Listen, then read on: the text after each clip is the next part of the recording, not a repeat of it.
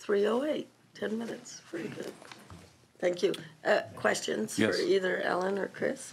Yes, Senator Stone. Thank you for your presentation. In a young Riverside County, we have an ad valorem tax that helps to pay for water conveyance systems, and most of our channels in Riverside County are earthen channels with detention basins, so I think we're doing a pretty good job there. But how do you address some of the older counties, LA County where I was born, where we have miles and miles of concrete channels that don't really capture much of any water at all and just ends up into the sea? How can we address and mitigate those channels throughout the state of California, some of these older, more urbanized counties, and capture that water? Yeah, and from my perspective, San Bernardino County is obviously rather new in that sense, and we still are all concrete and channels and that such. I think there's a large focus on looking at low-impact development and seeing if we can make changes to some of the existing, or at least influence new development to try to recapture some of that. But also just the program that I explained that we've entered into, even with those stormwater retention areas, there still has potentials to do recharge there and trying to make sure that they're co-use, not just for flood control purposes. I think that there's still opportunities everywhere for those type of things as well, and making sure you're maximizing those diversions. But it comes down to cooperation, I think. Thank you.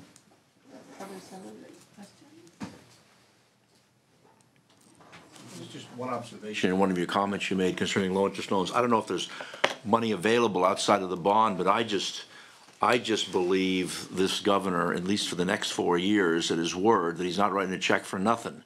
So our challenge is going to be to come up with creative ways to not, because if we're going to spend a couple of dollars, I know there's a lot of people in our caucus that other ways they want to spend those dollars. So I just think that when you're dealing with anything with infrastructure and when you're dealing with supply, we can come up with ways as a state to then include certain costs that could be included in a revenue bond. I think that the notion, and to the other the presenters here, to be as creative as possible in coming up with financing where we can put people to work and do it with paid for water revenue streams, because quite frankly, I mean, in looking, I think what you said, Ellen, was there's kind of two kinds of areas here. One is water that's cheaper, which clearly has a delta, is financeable, and the other is the environmental piece, which is really important, water quality and all those other elements. But I would venture to guess, creatively, the good staff and lawyers can weave those things together to make the environmental piece financeable through a revenue bond, and we can get to work. Because I'm worried in the near term we're going to have a significant problem, and that so often we just don't have a lot of time here. And if we over prepare and we get ahead of the game, a la vie, we're ahead of it. If we're not, we're in trouble. And so I just think the question really you want to think about is what can the state do intelligently that can create that framework, whether it's further perfecting the JPA law, whether it's integrating for purposes of the bond lawyers to finance some of the other things that currently aren't financeable, because we can securitize them over a long period of time and make them financeable by, a bunch of creative ways to do it. But I just think that's a way to get some work immediately underway, really have a big impact, and do it without having to get in the fight with the governor over spending an extra 50 cents. Thank you both very much for your presentations. Very helpful. Thank you, guys. Senator Hertzberg, you're on to panel 2. Panel 2, what do you do with panel 2? These guys are down to 3 minutes because we're asking too many questions. No. Okay, second panel is how have we financed projects so far? We've got Martin Adams, who I'm going to read about, is a Senior Assistant General Manager of the Water Systems of the LA DWP. We also have Dr. Nancy L.C. Steele, Counsel for Watershed Health, Executive Director of that organization, Regional Hub for Practice in Watershed. And we also have Deborah Weinstein of the great organization Tree People that is... In your district? In my district. Is it your district? It's my district. It's my district now. Thank you. Thank you. And we love you guys both. And give Andy Lipkiss a big, huge hug. If you guys want hugs from Bob. Yes. No, it could be yours. No, you're on this side of Mulholland. It's mine, baby. You're on the other side of the street. I used to have both sides of Mulholland. The uncivilized side of Mulholland. All right. I had both sides before. Okay, but we love Tree People. Show us what the DWP can do for us. Thank you. Great to have an opportunity to speak to everyone this afternoon. Is that on? Sorry. No. Is it on now? Oh, there we It's go. on now. I apologize. The handout with that's horizontal with the clear cover. Yeah. I want to take you quickly through those slides, and I will be quick so I don't repeat anything, and especially since a lot of the comments that you've made have given me more things to respond to that I'd like to add some thought to. On the second slide, number 2, is just a recap of LA's water supplies, and I think everyone's very familiar with where our water comes from. And probably the key of the graphic is that there's a lot of red lines leading a lot of hundreds of miles across the state of California coming to the Los Angeles region and the Southern California region. And so we know that this is not only just a water resource issue, it's a resilience issue. All those red lines cross major earthquake faults. There's a lot at stake besides just whether we have rain and snow one year to the other, but there's a lot that in terms of how we're going to make Southern California sustainable that's on the line here. The next slide, slide number 3, just again the challenges. We know, of course, that there's challenges to our supplies, particularly in the Delta area, and there's seismic risk, climate change. The supplies we have in our local groundwater basins, this is a challenge for us in LA as it is through a lot of the state where there's contamination that has to be dealt with, and I'll get to a point that may address one of your comments a moment ago about how the state can be helpful in this area. And then, of course, the interesting thing is the rising purchase water costs. This actually offers an opportunity in terms of funding, because as the cost of replacement water rises, then when you look at the low-hanging fruit of the tree, all of a sudden the higher fruit becomes more valuable. And so as the water costs are going up, more projects become economically viable, and this is an important aspect. So there's this kind of silver lining. On slide 4, this is just showing where the cities has been and where we want to go. The slide on the left is where we are for imported supplies. You can see that about 12 to 13% of our supply is derived locally. The rest is imported, some from the Owens Valley, and a large part from the Metropolitan Water District, which is for Los Angeles is mostly the California Aqueduct and coming out of the Delta. This year and last year, that number is about almost 80% of our water supply. So we are hugely dependent on the Delta, and we really need to develop local resources. The slide on the right is the pie chart of where we would like to go. I'm glad Senator Wilk is not in the room at the moment. Well, it's good news. Where we're going is good news, at least. You're listening to us, darling. So on the right is where we want to go. So we intend to reduce our reliance on Delta water by half. And so to get that reduced quite a bit, and to do that by gaining the growth of local water supplies, and stormwater capture is a huge piece of that. The next slide, on slide 5, in terms of stormwater capture, things that we've been doing, the centralized stormwater capture has been in place in the city for a number of years, and we have investments there. A lot of the investments are made through the LA County Department of Public Works, and they have representatives who will be speaking shortly. And so what we've been able to do is contribute to projects that they do that help catch large amounts of stormwater. And then on the right is a picture of distributed stormwater capture, which to this point has been, we have a lot of things on private property, such as cisterns and rain gardens and rain barrels, and a lot of that's been financed by providing rebates to customers to entice people to change how they treat their water supply. On slide 6 is just our average stormwater capture. This is we catch about 27,000 acre-feet a year through recharge in major basins, and our plan is to nearly double that by catching more stormwater distributed throughout the system. And then on slide 7 is a look at some of the distributed facilities. There's a question about what do we do with the water that gets in the storm channels, and how do we defeat what's going on now. We've done such a great job of engineering society to get rid of rainwater as fast as possible. And so one of the keys is to not let it get into those concrete channels. There's projects, cisterns under parks. There's Green Street projects. We have areas with flooding and problem drainage that we're able to actually capture that water and percolate it into the ground. So there's a number of projects that can be done, but the short answer is that you can't let it get into the storm basins and storm channels. If the channel leads to a spreading basin, that's great, but that's a small percentage of the water. There's a lot of water that doesn't go to anywhere that we own publicly to spread that water. We need to recharge it in smaller places everywhere along the way.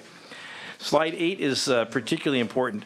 This, in terms of the life cycle costs of stormwater capture, this is an example of, we have actual projects identified, and this is a range of costs for projects of different natures that we've looked at, everything from infiltration on a sub-regional, like a neighborhood basis, through green streets, direct reuses, BMPs and parking and driveways. And what it shows is there's a band at the bottom of range of projects that actually are right now cost neutral. So there's a number of projects that can be achieved that are cost neutral without actually having to affect what our ratepayers pay for water. It's basically a trade-off from what they're paying now for imported supply. On slide 9, we recently completed, or just about to actually publish, but the work's been completed, a $1 million study on a stormwater capture master plan. That was cost shared with Metropolitan Water District.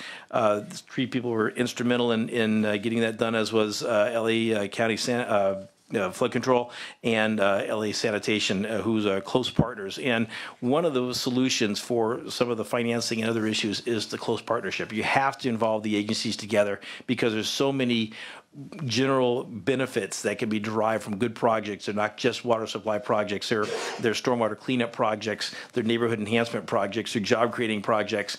And if you need to bring all those resources together from all those groups that have an interest, and as you create those partnerships, a lot of projects become much more viable. Ultimately, in the last slide, slide 10, we get down to the business case, and we're looking for, having developed projects and an understanding, we're able to look at a business case of what is the cost per acre foot of the projects. How do we make these projects pay back? How can a certain number of projects be invisible to the ratepayer? And then as we look at sources of funding, what other projects are the next lowest hanging fruit to grab? Things that would make life easier. I know that it's tough for the state to add money, but what the state can do is reduce costs. And the state can reduce costs by looking at regulatory requirements, looking at approval requirements, and basically easing the road, because a lot of projects incur costs in process. And so the more that the state can clear the path for projects to move forward, the better off that we would be. There's simple things in Prop 1 guidelines for funding, like a lot of stormwater can be used if we get it in the ground and pull it out as drinking water, but a lot of the drinking water wells are contaminated. So there's a little question, is PRP money from the polluters, is that part of the 50-50 match for a community? Because if it does amount to part of the community's 50-50 match for Prop 1 funding, that then frees up community money for other projects. And so that could be a key thing that could free up hundreds of millions of dollars. You mentioned earlier about stormwater should be a resource and not a liability. There's questions right now where we want to bring stormwater onto private property or public property that's not the agency's property. And there's a concern that if they bring stormwater off the street into their property, they may incur liability for stormwater quality. I didn't say that. but this is a huge issue. And if we take those legal issues off the table, then we can access large properties for stormwater capture that then takes that stormwater, gets it into the ground or gets it into reuse. And it's a stroke of a pen can do that and can clarify these legal issues. So they don't take money from the state to make these things happen. They take the state clearing the way to allow that to happen. So this is a very important thing. And the JPA you mentioned, we are doing a JPA right now with the city of Burbank. That's allowing us to save about 3% on future rate increases just by. So what the JPA does, it allows us to collect the money for our projects under a separate line item on our water bills, and it's still paid just as part of the water bill.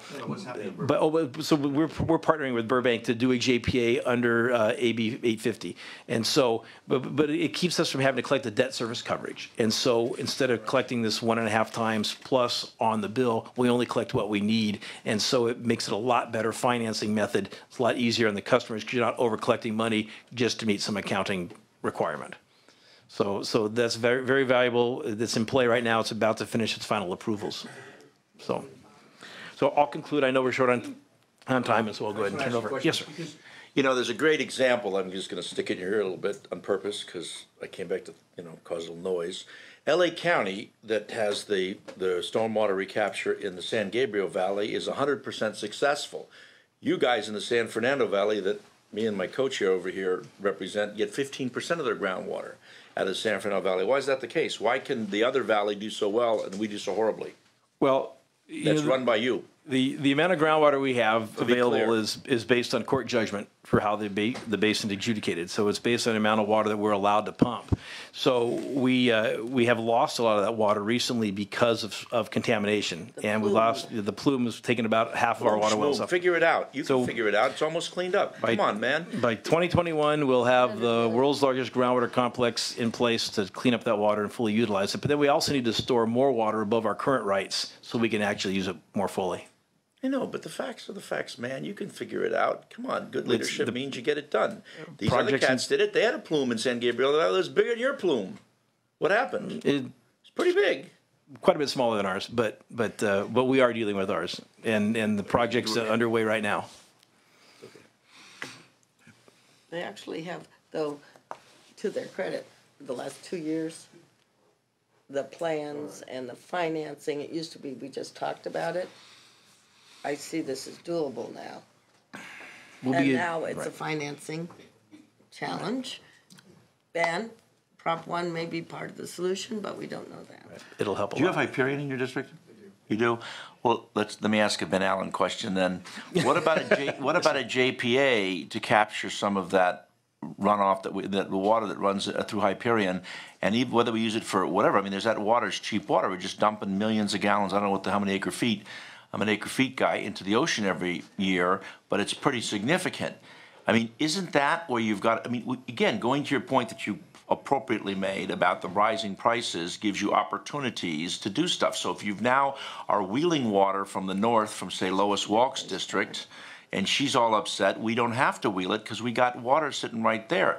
You can create a JPA that deals with all the various economic structures that you want to capture that, put a lot of people to work, and use that water. Now, I know in the San Fernando Valley we don't like toilets to taps. I know in Orange County they call it showers to flowers. I know. Blue water, showers to flowers. They're better branders than we are. But there is a lot of water. We do have an urgency, and that's sitting there ready to take. How come you guys aren't working on that? So there's three things in play regarding Hyperion. The first is to try to divert as much water upstream away from Hyperion and treat it so we get it higher up in the system. And like the Tillman plant in the Sepulveda Basin is a plant where we're going to take wastewater flows and recharge the groundwater basin. LA Sanitation is working to look how much more water they can bring to that plant, so we can collect more water. Plume cleaned up, and then the pipe. Right, then we have to get the water out. Then the second thing is then at Hyperion, Sanitation is looking at improving the treatment processes down there to make more water that can be used as recycled wastewater, both for groundwater recharge and other purposes. And then the third thing is we are working with other users because that Hyperion plant is at the low end of our system, but it's at the high end of other people's systems. And so we're looking regionally and making that water available regionally as part of a regional solution to use the wastewater to augment Southern California regional water supplies. When's it going to be done? There are some projects in place right now. There's more construction coming to move water. There's a study to treat the water at Hyperion that's underway right now. And When's it going to be done? Right now, in the next 5 to 6 years, you'll see a huge number of new projects actually in place and operational. Operational, not starting, not shovel ready as the Our goal is to politicians. have recycled water tremendously increase in the next 5 to 6 years, and the groundwater pumping capacity. And do you have treatment any, just capacity. last question, do you have any estimate as to, assuming that happens on schedule and on time and on budget in the next 5 to 6 years, do you have any anticipation as to how many acre feet that would produce, round numbers? We're going to produce about another 60,000 acre feet of recycled water for use in the San Fernando Valley, and then out of Hyperion, we're probably in maybe the 10,000 or so range for regional use, and then grow the use in the city of LA. That's about 10 to 12% of the LA's water. It'll be a big step forward, and then as we remove flows from Hyperion, we'll actually increase footprint there to build other treatment processes. You're in charge. That's all right. Any questions? No. Mr. Senator Bloom? Ready? Bloom, I said Bloom. Did I say that? I said Bloom. Allen. That's Alan. Santa Monica too. And I made him a senator. How do you like that? I know. Benny? Ben Hameen? Bell? We're on for Nancy Okay. Steele. Go ahead. Any treatment plants that are near power plants? That need a lot of water?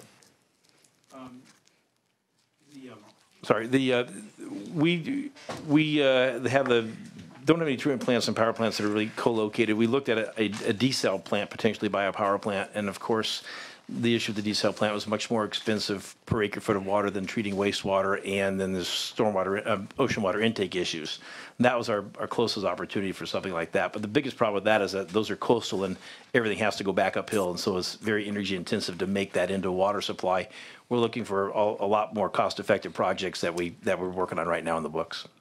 Real quickly before we go to Nancy, could we introduce a bill now to start the JPA process for purposes of capturing that pipe that Chairwoman Pavley talked about? Can we start working on that now to get ahead of it? Because the world can change. I think the current JPA allows us to do any project that increases water supply. So we may be able to be covered under that. And we have talked to our partners in sanitation about creating another JPA between agencies. So there's guidelines within the JPA what we can do. I think we have the avenues that we need to right now. But if we do need something different, we'd absolutely let you know. Call.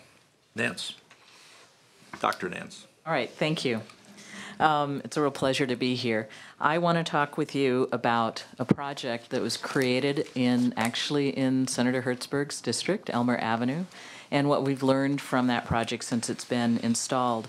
And the message that I'm going to be telling you about is partnerships and multiple services to our communities, and how we can combine those two goals to create these projects that not only bring multiple services, multiple benefits to the communities, but that you can use and draw on multiple different sources of funding and financing.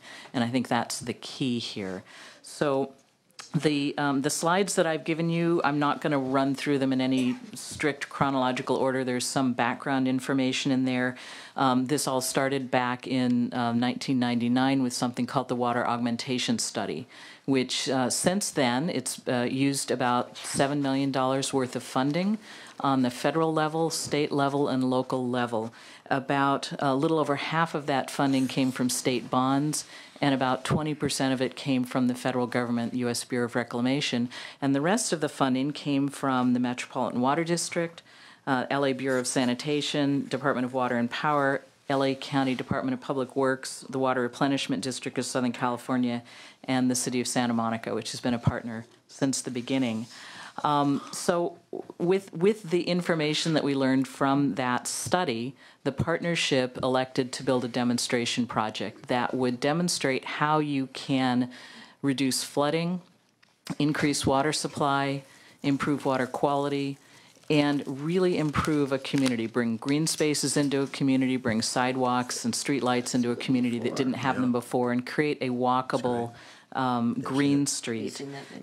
So this street, Elmer Avenue, it's basically the end of a funnel of 60 acres of land. The water through the vagaries of development the land was developed without any storm drain system, and this street and the alleyway to the south of the street collect all of the water. So they had a huge flooding problem and a huge infrastructure problem, which we dealt with these partners by installing a green street on the street that has the houses, and then improving the alleyway to the south.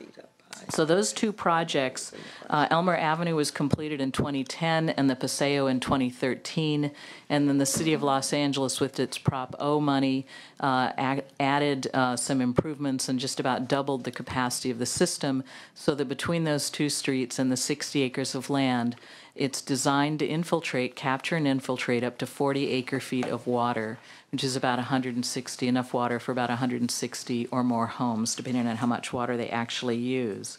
So the partners have invested considerably in this, and I always like to say that when you install a demonstration, the point is not to demonstrate that you can construct it. We know we can construct these things. The point is to learn from it and understand just how we can make the next project that much better. So we've invested in monitoring this. So 5 questions we've attempted to answer. What's the effect on water quality? What's the effect on water supply? What are the operations and maintenance needs? How has the project affected residents' relationships with watershed health? And what are any additional benefits that maybe we didn't anticipate, maybe we didn't explicitly fund? So here's where I'm going to talk a little bit to the slides. The system has two main what we can call best management practices. that are intercepting particle-bound pollutants and removing them before they get to water. One is the catch basins, the top and the south end of the street that direct the water into the infiltration galleries, and the bioswales, which are in front of every house, which collect the water that falls on the street. And we have good evidence that those are very effective at improving water quality so that by the time the water reaches the groundwater, which is the supply aspect of it, then we've got clean water. So, Nancy, excuse me. We're trying to see if did you have so as slides for us, or were you just referring you to have your handouts. Yeah, you hadn't handed them out yet. Sorry about that. That's what we want to make sure. Well, they were hidden behind the. Okay. Dais or the It's desk. this one. It says you were working to achieve that one. This one. Yes, that one. Yes. So I was talking about the 1, 2, 3, 4, fifth slide, which shows some data on water quality. Now we've been in a drought, so we don't have a whole lot of data on water supply. And so we'll have some better data. We know that in the first 2 years of the project, when it had just been installed, it infiltrated about 21 acre-feet. Since then, again, every storm has infiltrated water, but we don't have some very good data on quantifying it. So that's an issue we need to deal with. We wanted to also understand how those bioswales performed in terms of providing green space in the neighborhood. The irrigation was turned off just as the drought got into full swing. You always water these plants for the first 2 years. That's considered the establishment period, and right when it turned off, then the drought deepened. But there is a slide, it says the green and green infrastructure, that shows you how plant materials grew and increased even until the drought hit, and then you see those bars going down in size. You see the plant materials going down in size. So that's the slide that says the green and green infrastructure. But now we know which plants are the hardy survivors, so we can use those plants in future projects. We also know the impact of having someone who loves the garden. We can see that the plants in their bioswales did really well.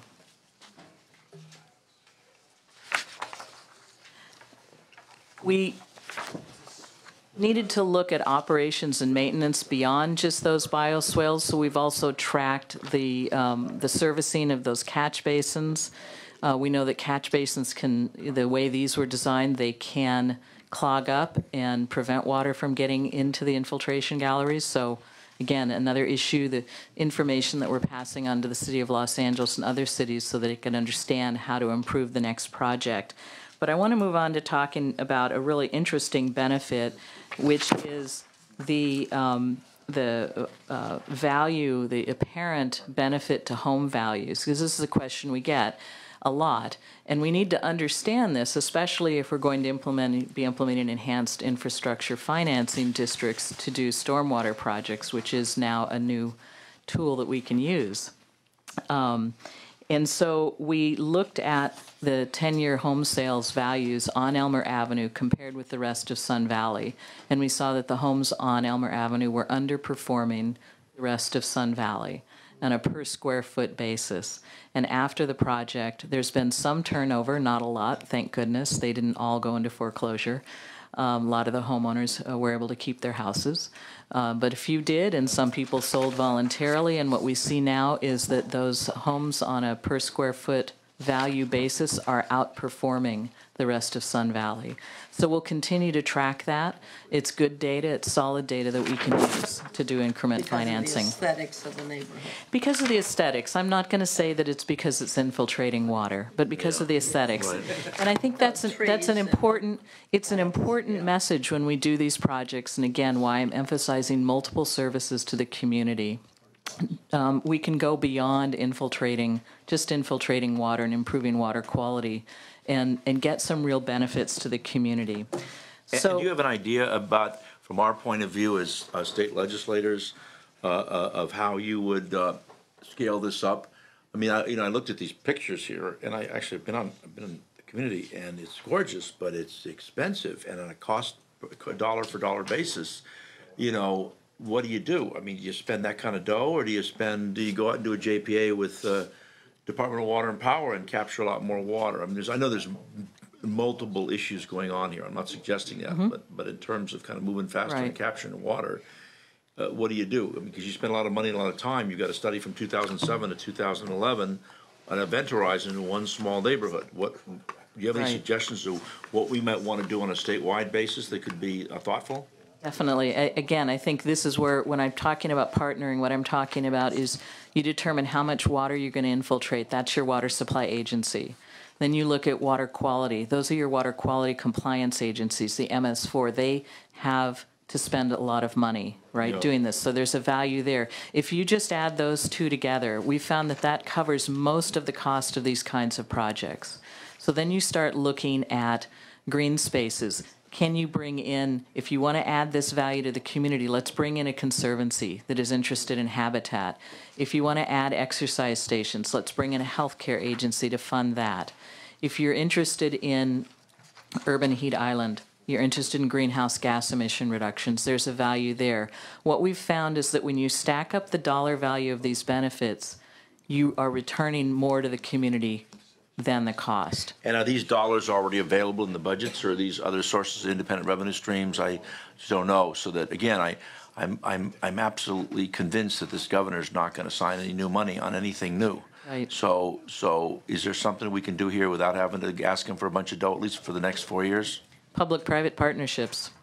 And I how think are that's those- what I'm and how do talking those about. work? How do those work? I mean, I don't know. Tell us how they work. Are these, where's the money come from? I mean, Right. obviously private money, but how does that work? Right. So with when you're bringing in an agency, when you're bringing all of these agencies together, they have to be able to work together. And there are barriers to doing that. There are jurisdictional barriers to doing that. So if you're working in a collaboration in a financing district, or if you're working through a nonprofit like Council for Watershed Health, what we did with this project, where we accumulated the money from multiple different funding sources and used that money to build the project, that got rid of those jurisdictional issues, because each agency was contributing to the project. And what we did not do, and what I would love to do, is bring in some of some of those private dollars to perhaps pay for some of those other incremental benefits.